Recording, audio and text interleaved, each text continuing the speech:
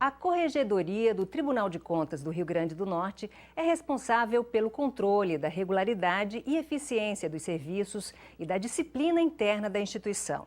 E, sob a presidência do conselheiro corregedor, atua com base em princípios éticos, com o objetivo de contribuir para o aperfeiçoamento do desempenho de todas as unidades do tribunal. Para falar melhor sobre esse assunto e sobre os avanços da Corregedoria nos últimos tempos, já está aqui comigo a auditora de controle externo do TCE, Marise Magali. Seja bem-vinda, Marise, ao nosso programa.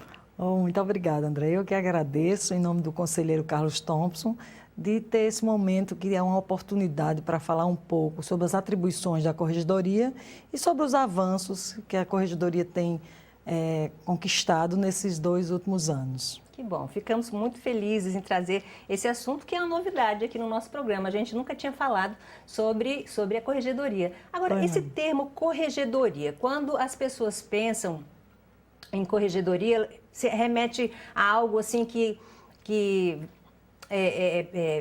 está atrelado à penalidade, à questão, né, da observação da disciplina, da punição, mas nem sempre é isso, né? Nem sempre é só isso, digamos assim. Isso, né? mesmo. E aí a gente queria saber como é que está o trabalho hoje da Corregedoria do Tribunal de Contas e qual é o enfoque, né, maior de vocês hoje. Perfeito. Na verdade, isso que você está dizendo é a realidade. Quando se fala assim, às vezes a gente até brinca lá no tribunal, quando você chama um colega, o telefone, faz um telefonema para alguém, olha, você poderia vir aqui à corregedoria, a pessoa já pensa que cometeu alguma gafe, alguma falha no seu trabalho, algum problema que tem aí para apurar. Mas a corregedoria, ela trabalha muito mais preventivamente, muito mais de forma a orientar do que de punir. Tá certo? É óbvio que tem algumas matérias, algumas notícias de irregularidades que elas têm um pouco dessa conotação mesmo de uma apuração, de uma averiguação preliminar, de uma sindicância ou de um processo administrativo, mas, no geral, a Corregedoria trabalha fazendo correições. Essas correições, elas não têm esse caráter punitivo, trabalha também com capacitações, toda essa participação, assim, regulamentação, tá certo? Normativos que a Corregedoria é quem redige para tratar desse trabalho dos órgãos do Tribunal de Contas, dos órgãos internos, né? O olhar da Corregedoria é um olhar interno. Um olhar para dentro, para melhorar o trabalho do tribunal. É esse o enfoque. Onde está definida as atribuições, digamos assim, da Corregedoria? As atribuições da Corregedoria, elas são definidas no regimento interno do TCE, né? Na lei orgânica do Tribunal de Contas também, e do ano passado, 2017 para cá, nós regulamentamos e aprovamos, os conselheiros aprovaram o regimento interno da Corregedoria, né? Esse regimento, ele afunila mais, ele traz as atribuições da Corregedoria, como é que é composta a Corregedoria, qual é o trabalho, para que esse trabalho possa ser feito de uma forma mais sistemática, né? Podemos dizer assim, e mais transparente. Né? O foco é isso, é trabalhar mais documentado, trabalhar deixando mais história para o tribunal. Porque antes, por exemplo, existe um momento, digamos assim, que a gente pode dividir, né? Entre antes do regimento interno, o trabalho da Corregedoria, antes do regimento interno e depois. Ou seja, antes do regimento não havia, digamos assim, uma padronização das ações. Seria mais ou menos isso? Mais ou menos isso, porque assim, todo o trabalho que está sendo feito hoje, né, as correições, tudo isso, já era feito. Sim. Só que agora é feito de forma mais documentada, mais sistematizada. A gente, para fazer uma correição, a gente abre um processo, publica portaria e vai aí documentando todo o trabalho. Hoje é como se eu pudesse dizer assim, a Corregedoria tem uma história, né? A intenção é exatamente essa, que quando você passa de uma gestão para outra, quem vier a assumir a Corregedoria já pega um caminho traçado, entende? Sim. Não vai chegar sem essa parte mais formal. Agora, o trabalho da Corregedoria nos últimos tempos, ela tem se intensificado e tem se destacado, digamos assim, dentro do Tribunal de Contas. Além do regimento interno, que foi um grande avanço para vocês, né, dentro das ações internas de vocês, que outros destaques, digamos assim, você poderia apresentar para a gente? Eu posso destacar alguns pontos que nós entendemos como relevantes, né?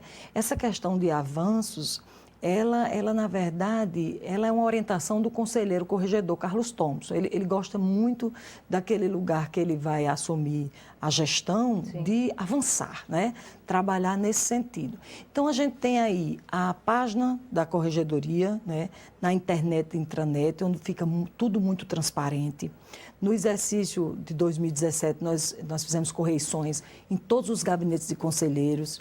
Você acessando a página da corregedoria, você vai encontrar esses relatórios. Eu digo você, é qualquer cidadão, né? Uhum. Qualquer cidadão. Então, assim, tivemos também essa parte de regulamentação, ela foi muito reforçada, tá certo? Eventos como o evento que aconteceu agora há pouco, do Código de Ética. Então, todo esse trabalho para procurar atingir a qualidade que o marco de medição de desempenho, né, dos tribunais de contas requer. Na verdade, é assim, quando nós assumimos a coordenação da corregedoria, esse era o ponto. O que é que a gente precisa fazer para avançar, para sair de A para B, né? Então, pegamos aqueles quesitos que eram pontuados no marco e trabalhamos em cima disso. Certo. A Tricom, inclusive, a Associação Nacional dos Tribunais de Contas do Brasil, tem um trabalho bem interessante através do MMD-QATC, que, na verdade, é uma medição do desempenho da qualidade e agilidade dos tribunais de contas. Isso. Seria mais ou menos como ele desse uma nota para o trabalho de determinado tribunal de contas em tal estado, e assim, vai pontuando cada área, digamos assim, de atuação desse tribunal. E na corregedoria, o Tribunal de Contas do Rio Grande do Norte teve sua nota bastante elevada. E você atribui a todo esse avanço de vocês? Isso mesmo. E a equipe, como é que recebeu, digamos assim, essa nota, né, essa elevação? Veja bem, na realidade é uma grande satisfação, né? Você trabalhar, se dedicar, a equipe é muito dedicada, a equipe muito comprometida. E as orientações do conselheiro, como eu já falei e repiso, são nesse sentido de avançar. O que é que acontece? A Tricom, com esse marco de medição de desempenho, ela busca a qualidade de diversos setores. A corregedoria é um desses setores, né? Então, ela traz quesitos de atribuições de atividades, quesitos de como é composta a corregedoria, alguns quesitos que o tribunal responde em 2 anos, por exemplo. Sim. E pode responder, atende ou não atende, né? Então, o que é que a gente procurou fazer? Aqueles quesitos que o Tribunal de Contas não atendia, e aí eu destaco todos aqueles pontos que eu já falei aqui com você, todos aqueles quesitos que o tribunal não atendia, por que não atende, né? Então, vamos envidar esforços para atender a esses quesitos. E nessa hora, aí fica esse reconhecimento para a equipe, porque se a gente trabalhasse, não tivesse nada que mensurasse o nosso trabalho, como é que ficava o reconhecimento? E nesse ponto, nós realmente tivemos crescimento em todos os quesitos do marco de medição de desempenho. Ou seja, nós estamos trabalhando na busca da qualidade, da maior qualidade para as corregedorias. Né? Agora, outro ponto, Marise, que eu acho que esse sim suscita, digamos assim, vai de encontro no sentido assim, tem o apoio popular, melhor dizendo, né? Tem um clamor social cada vez maior por transparência, digamos assim, né, no serviço público. E o que aconteceu no tribunal nos últimos tempos? Teve uma resolução que se disciplina a indicação, né, você pode explicar melhor para a gente, a indicação, nomeação da posse de conselheiros, que é uma coisa inédita, digamos assim. Até então não se havia nada, um documento, e eu queria até que você explicasse para o público o que é esse documento, o que ele prevê, digamos assim, porque eu acho que vem atender a um clamor social, né? Com certeza, com certeza. Nós sabemos que a Constituição Federal, ela define, né, dos sete conselheiros, né, 3 são indicados pelo governador, 4 são indicados pela Assembleia.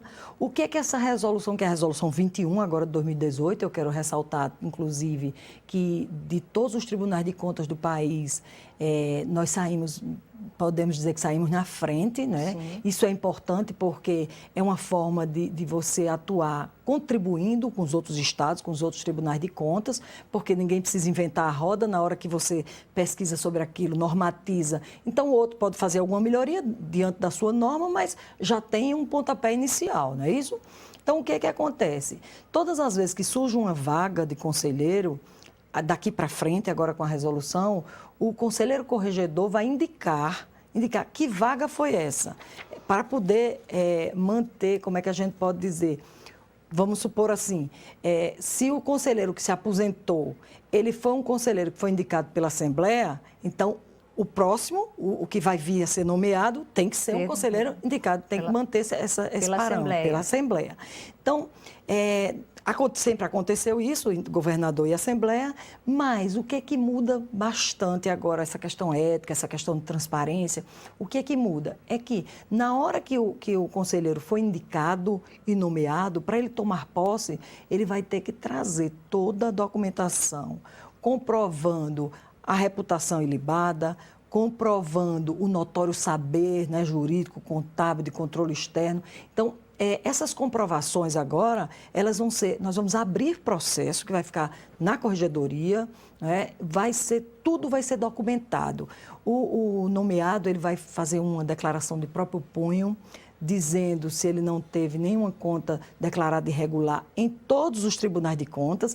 Veja que não é uma coisa assim, somente no TCRN, não, em qualquer tribunal de contas. Ou seja, no âmbito de toda a federação. De toda a federação. Então, vai ficar aquele compromisso, aquela coisa amarrada, não é? E para a sociedade isso é muito importante, porque você tem uma resolução que dita as regras e você pode acompanhar aquilo de acordo com as regras, de acordo com as normas.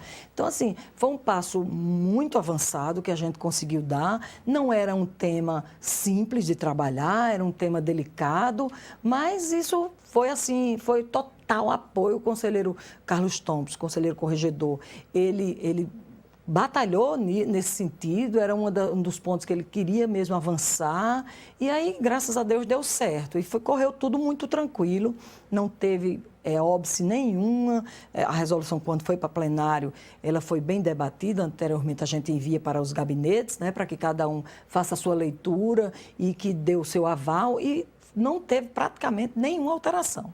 Foi muito tranquilo o processo, posso dizer isso. Fiquei muito satisfeita. E tem o apoio popular, o respaldo popular, que é o mais importante, com digamos, certeza. disso tudo, né? Maris, no começo da entrevista a gente falou um pouco sobre a questão, né, da cara da corregedoria ser uma coisa assim um pouco, vamos punir, né? Mas a gente não é só isso, né? Você falou um pouco da correição, que é o outro lado. Isso. Né? Aí eu queria que você explicasse para a gente o que é uma correição, para quem está em casa, né? Entender que trabalho que é esse também e a importância desse trabalho para o funcionamento da instituição. Perfeito, perfeito. Na verdade, a correição é um conjunto de atividades, né? Quando a gente vai fazer uma correição, você começa desde o planejamento, você faz visitas naquele setor que você vai correicionar, né? O setor que é chamado de setor correicionado. Você faz reuniões técnicas, não faz uma nem duas. Nós elaboramos questionários no Lime Survey, que é o sistema. Enviamos esses questionários para servidores, enviamos questionário para o gestor do local que a gente vai correicionar, com perguntas, nós compilamos essas respostas. Você faz a correção em loco, você verifica todos os processos, né? Então, assim, você pega daquele setor, você também colaciona no setor as lições aprendidas, tá certo? Todo setor, ele tem sempre algo que a gente pode chamar assim de top, de uma ação que o setor faz, que ela pode ser implementada em outro setor semelhante àquele, entende? Por exemplo, o ano passado, nós fizemos todos os gabinetes de conselheiro. Então, fizemos 6 gabinetes e levamos de um gabinete para o outro essas lições aprendidas. No primeiro gabinete, que foi o do conselheiro Poti, nós não tínhamos ainda um sistema informatizado. Quando nós saímos dessa correção, nós precisamos de um sistema informatizado para registrar todos os processos vistos em correição. Então, pedimos à informática, né? A informática nos deu esse feedback e nós trabalhamos do segundo gabinete em diante com esse sistema. Então, assim, todo esse trabalho, ele é emitido um relatório preliminar, depois um relatório final, que estão disponíveis, como eu já disse, na página da Corregedoria, e esse trabalho só vem agregar valor. Ele não é um trabalho punitivo, ele é um trabalho de conscientização inclusive, entendeu? Você trabalha com a questão de produtividade dos servidores. Então, ele é um trabalho bem completo, e ele traz resultado.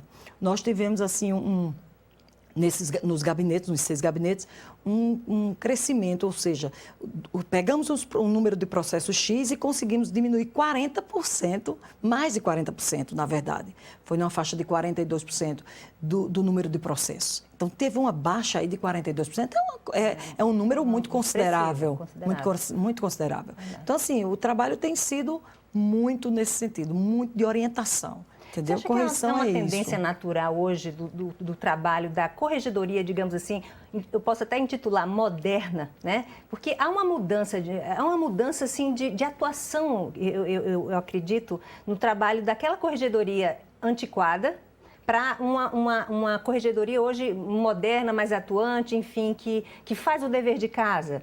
Ou seja, há essa mudança mesmo? É mais perceptível isso? Olha, eu acredito que sim. Na realidade, eu tenho tido esses feedbacks, como eu lhe disse, assim, de bastante reconhecimento do nosso trabalho, do trabalho atual, né, que tem sido feito pela equipe. Sempre ressalto isso, porque ninguém consegue trabalhar só, não é?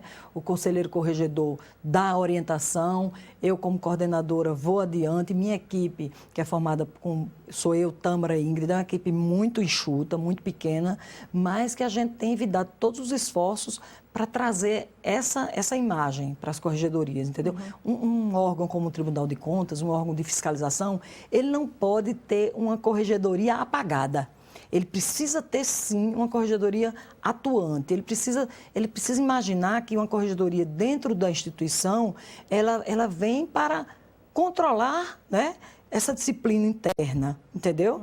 Então, assim, com todo jeito, com os recursos que nós temos, a gente consegue fazer isso. Eu acho que mudou, sim, um pouco, né? Na verdade, seja dita que cada pessoa que chega para coordenar um determinado setor, cada conselheiro que chega para dirigir um setor, tem a sua cara, né? Deixa a sua marca, traz. E cada gestão que passa vai aí agregando o seu valor, né?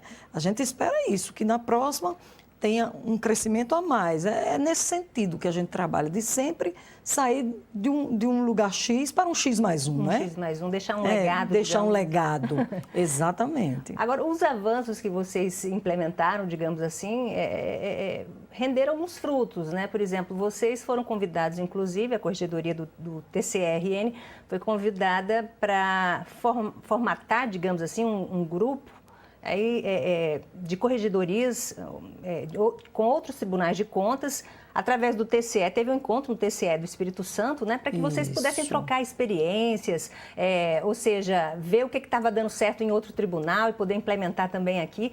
Como é que foi esse trabalho, essa reunião e esse encontro, digamos assim, né? Por causa da nossa nota, né, no marco de medição de desempenho, como foi percebido o nosso desempenho, foi destacado, então o conselheiro Hanna, do Espírito Santo, convidou o conselheiro Carlos Thompson, para, junto com sua equipe, trabalhar com o Rio Grande do Sul, foi o próprio Espírito Santo, o Rio Grande do Norte, Rio Grande do Sul, Rondônia e Mato Grosso, né? Foram esses 5 estados que foram destacados. E qual é a lógica? Esses tiveram melhor nota, digamos? Melhor nota, exatamente. Certo. Eles tiveram um crescimento de atuação, né? Certo. Então, trocamos essas figurinhas, como você já falou. E aí, o que é que cada um tem de bom para passar para o outro? Nesse grupinho, extrapolava para o país todo. Então, agora a nossa missão é essa, é conseguir padronizar os normativos, né? Conseguir mostrar como é que nós fazemos as correições para os outros estados, padronizar o Código de Ética de Membros e de Servidores, que eu destaco isso aí também. Então, assim, nosso trabalho extrapolando para todos os tribunais nossos, que eu digo dessa equipe inteira, desse grupo todo, né? Cada um tem algo a contribuir.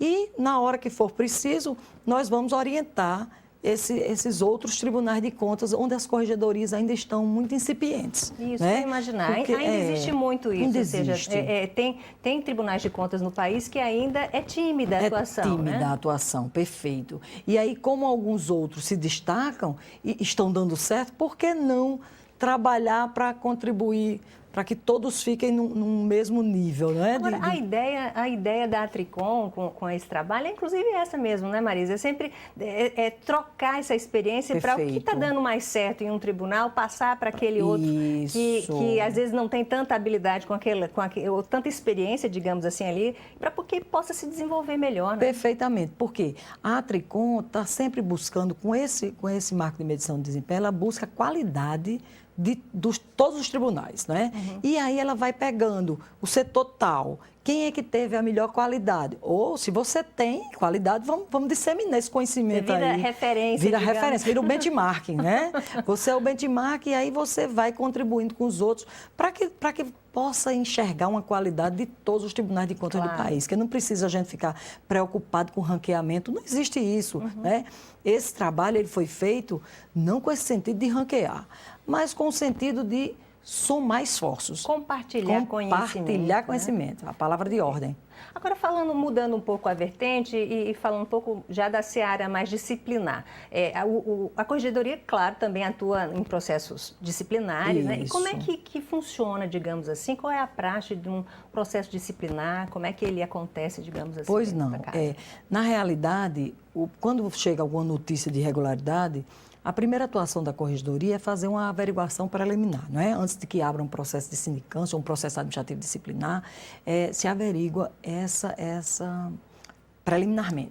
E isso sempre focado, né, em princípio de legalidade, em pessoalidade, moralidade, ampla defesa, contraditório, né? Sempre em busca do interesse público. Nós estamos, nesse momento, agora em outubro, até dezembro, com certeza nós vamos conseguir regulamentar, porque já vem planejado, já vem em estudos, tanto o processo de sindicância como o PAD, para que a gente possa ter isso mais formatado, para que facilite o trabalho da Corregedoria. O PAD é o processo administrativo disciplinar. Né? Perfeito, exatamente. Que hoje a gente tem a regulamentação ampla, de forma ampla, mas não tem a regulamentação focada no tribunal, entende? E então, essa carência, essa necessidade, digamos assim, de deixar tudo muito claro. Né? Exatamente, muito claro, porque transparência e ética não é igual a canja de galinha, não ofende a ninguém, né?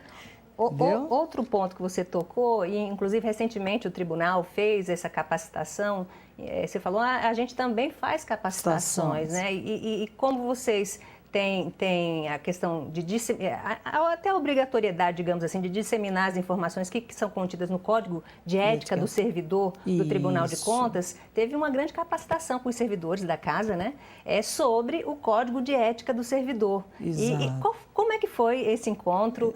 O que foi disseminado e o que vocês acharam o resultado disso? Olha, na realidade foi uma surpresa. Foi uma surpresa porque quando nós pensamos nessa capacitação, nós tínhamos, a Escola de Contas, ela tem os horários muito tomados, né? Os compromissos são muitos. E aí só tinha uma data. E essa data era exatamente, vamos assim, nós temos 2 semanas para pensar um evento desse porte.